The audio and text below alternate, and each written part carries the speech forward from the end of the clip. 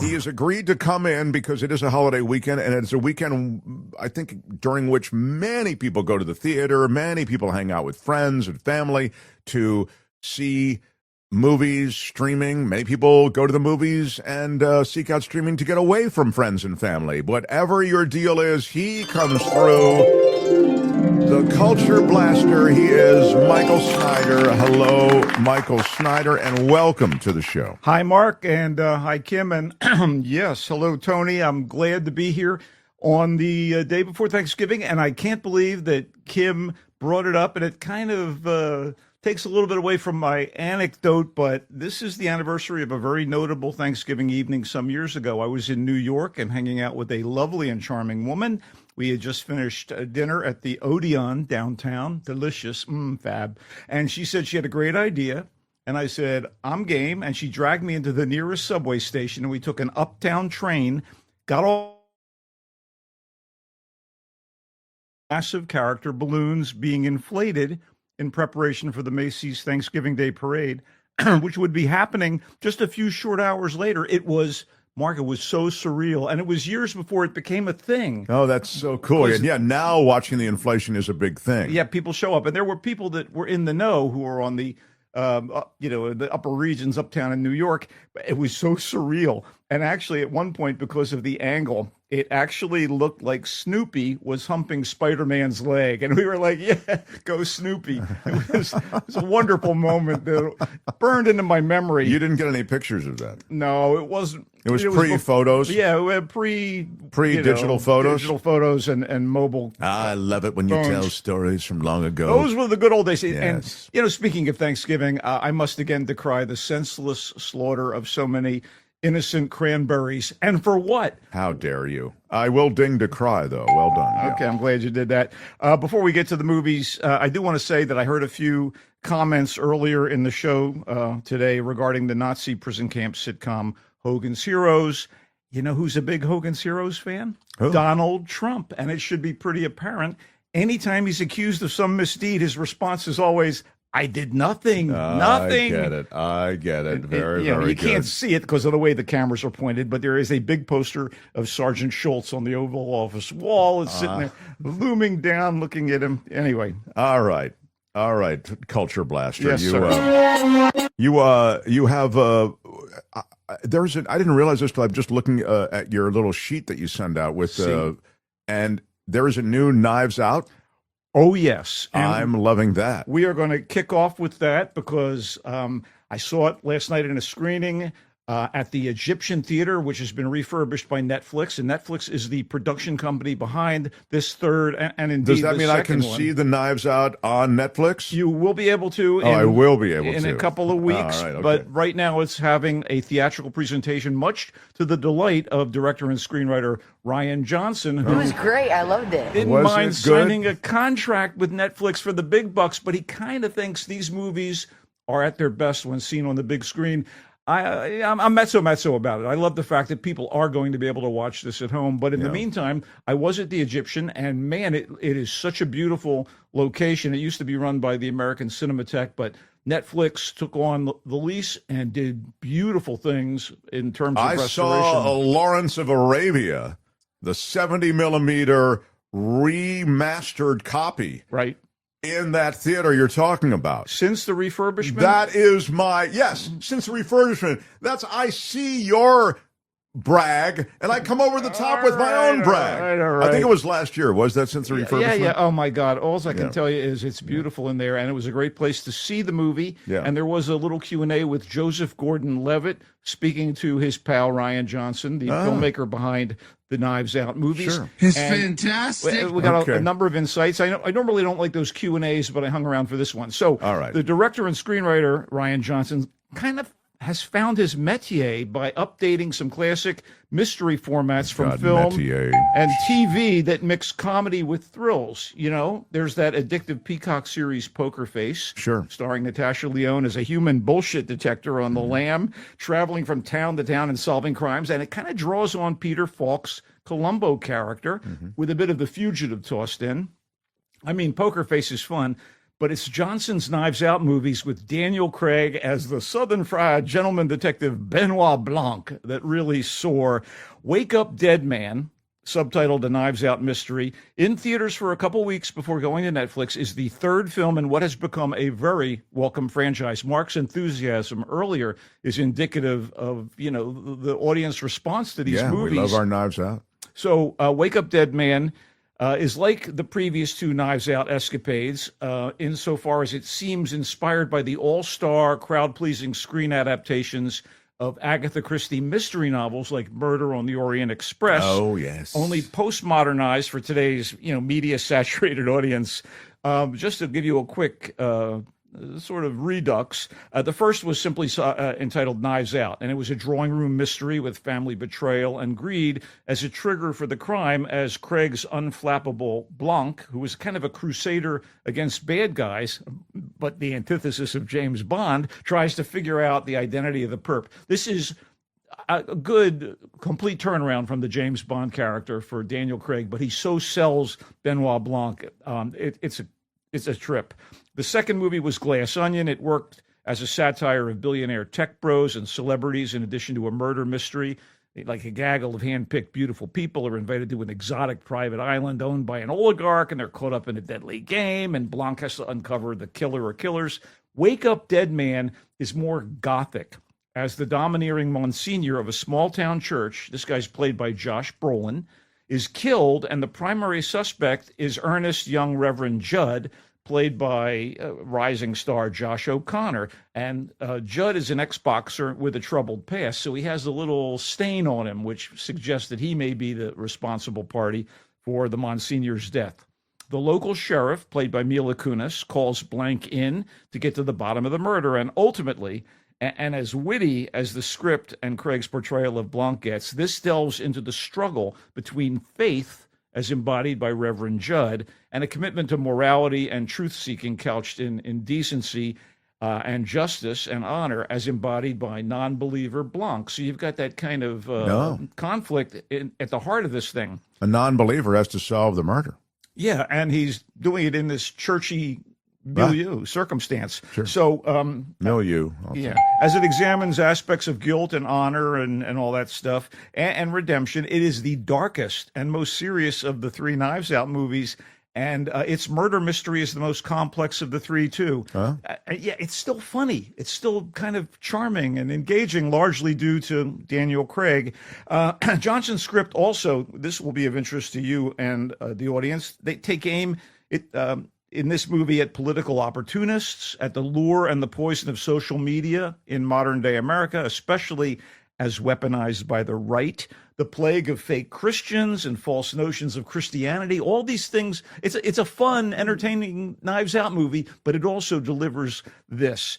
If Wake Up Dead Man with the church setting and religious themes and plot is a bit more spiritual and idea-driven than the two previous Benoit Blanc adventures, it's still as wily and wry, and of course, the casting is as much of a treat as it was for the other installments. There's a mix of legit stars, highly regarded veterans, ascendant young actors as suspects and adjacent characters.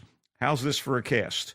Glenn Close, Jeremy Renner, Kerry Washington, Andrew Scott, Kaylee Spaney, Daryl McCormick, Thomas Hayden Church, and Jeffrey Wright, with the two Joshes, Brolin and especially O'Connor, in the middle of it all, and Craig leading the way. Speaking of Joshes, I am not joshing when I say this is top-tier filmmaking and entertainment. Wake Up Dead Man is a twisty, funny, clever whodunit that delivers lots of surprises and a side order of personal crisis garnished by spirituality. Wow. It was great. I loved it. I mean, that might be a way to say it also, a little less, Yes, but a fewer references and a little less flowery than Well, your writing is so over the top. I want these people to get an idea of how much I appreciated this. And he also liked Wake Up Dead Man, a Knives Out mystery. Moving on. The intricacies of it. And again, Netflix starting on December 12th, but it's worth seeing in the theater. We shall move on. And, it's actually been a pretty decent selection of films that are opening this weekend. As romantic movies about the afterlife go, that's right, romance in the afterlife. Eternity isn't quite Heaven Can Wait, the Warren Beatty movie, or the inspiration for that movie, A Matter of Life and Death, which starred David Niven. Sure. It's much closer in tone and humor to the Albert Brooks rom-com Defending Your Life, wherein a guy passes away and he has to make a case for himself to get into heaven, essentially. And this is pretty darn funny stuff in a lively, gentle, and utterly human way that recalls the wacky rom-coms of Preston Sturges, the screwball comedies from back in the day. Yeah, I never saw those, but okay. That is sad, and I should give you a watch list. Yeah. Because if you haven't seen Sullivan's Travels... Well, I mean, these things, it's in black and white. They were before my time. It doesn't matter. I've done the research. I wasn't alive when this stuff came out. Yeah, I don't believe you. I think you were alive for all of it. Continue, please. So, loaded with charm and powered by an ingratiating trio of leads, Elizabeth Olsen of WandaVision and his three daughters, Miles Teller, who broke through with Whiplash, and Callum Turner from Emma. This is a time-tossed, netherworldly love triangle, and it's further enhanced by the comedic skills of Divine Joy Randolph, Only Murders in the Building regular, a guy named John Early. They're playing angelic guides to what amounts to purgatory. People die, and they go to this place where they have to choose what their eternity is going to be and with whom they're going to spend eternity. So the Miles Teller character shows up, and clearly he wants to be with the great love of his life, played by Elizabeth Olsen. But she, in her youth, had a romance with a young man who died overseas, and they're all together in purgatory. He's been waiting for her for years and years and years.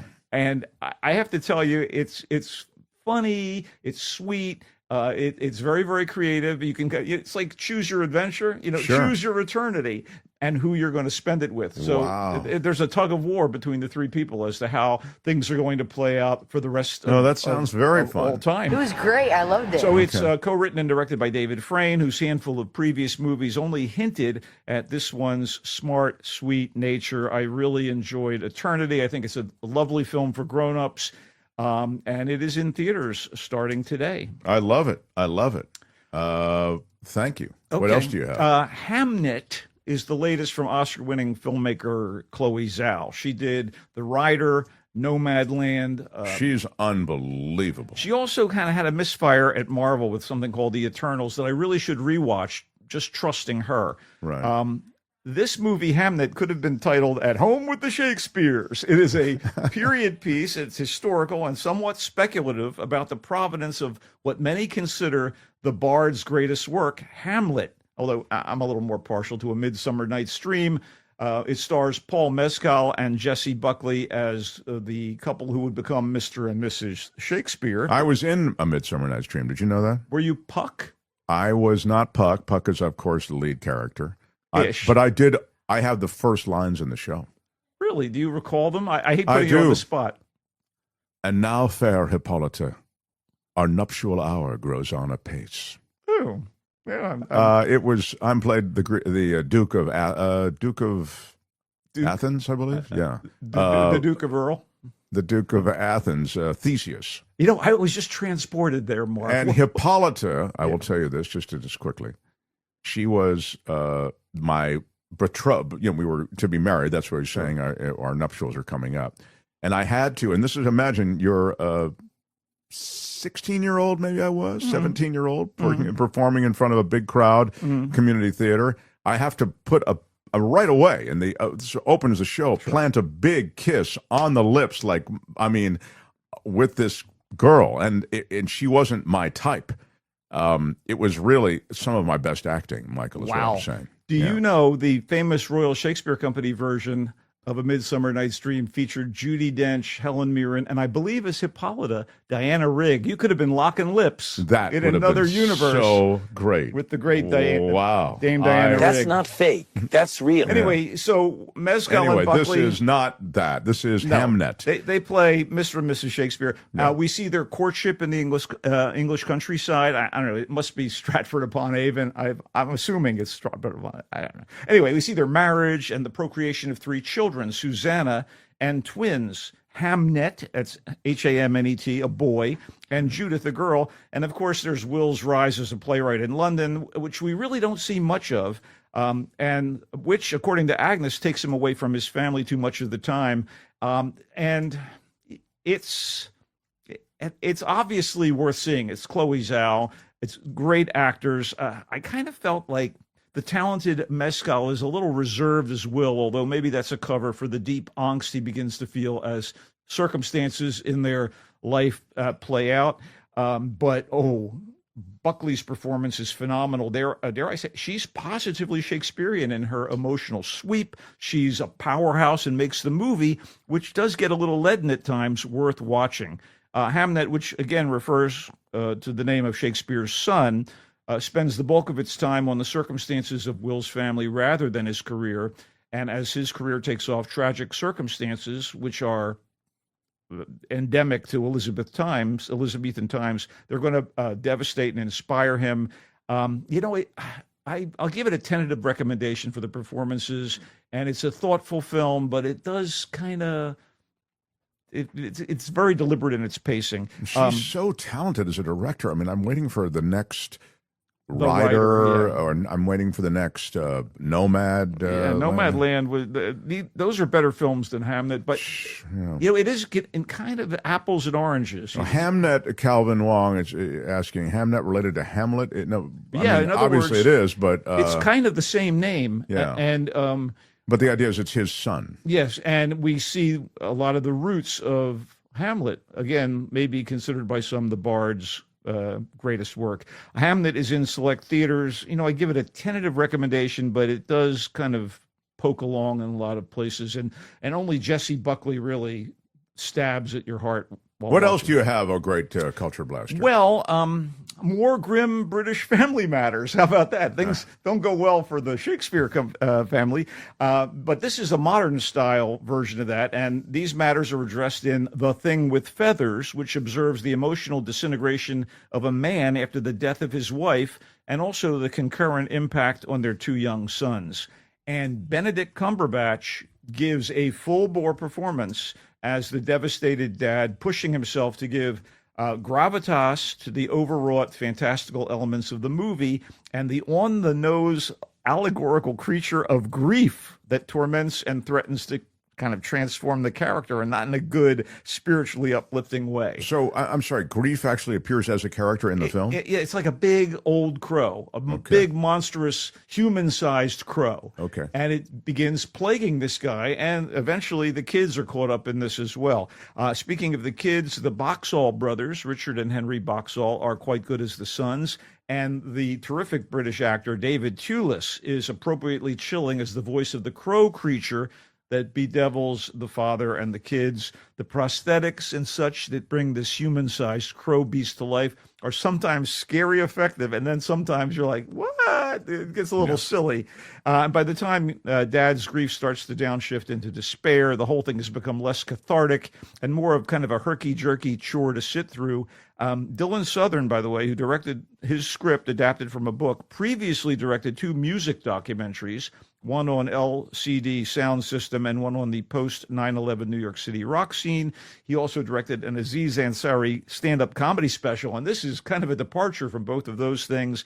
I will give him the benefit of the doubt on this first narrative feature because of its ambition and for the few moments that convincingly evoke the misery of loss, in hopes that his next movie drama is more, coherent, maybe. It doesn't sound like you're a fan of this one. Yeah, I'm no. Both this and Hamnet left a little bit to be desired for me personally. What else do you have, great culture blaster, as we wrap up? I just want to say this is in select theaters, and I would be remiss, since it is a holiday weekend. I don't want you ever to be remiss. So to talk about Zootopia 2, which is the sequel to the very successful Disney animated feature Zootopia, about a city and a world where anthropomorphic animals of all different species live and work together. Sometimes friction causes trouble, and it's a big city, so there's crime, and thus our heroes are Judy Hopps and Nick Wilde, who are teamed up in the Zootopia Police Department and out on the beat trying to keep the people of Zootopia safe and all the rest of it.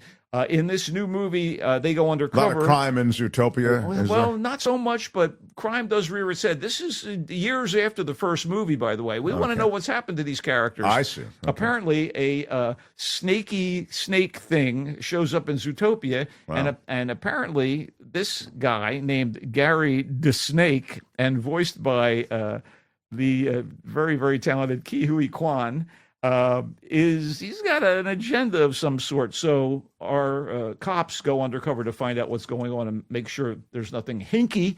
And of course, Judy Hopps is voiced yet again by Jennifer Goodwin. Nick Wilde, the other main character in Zootopia, is voiced by Jason Bateman. But we get a whole series of wonderful character voices, including Fortune Femster as a podcast and conspiracy theorist.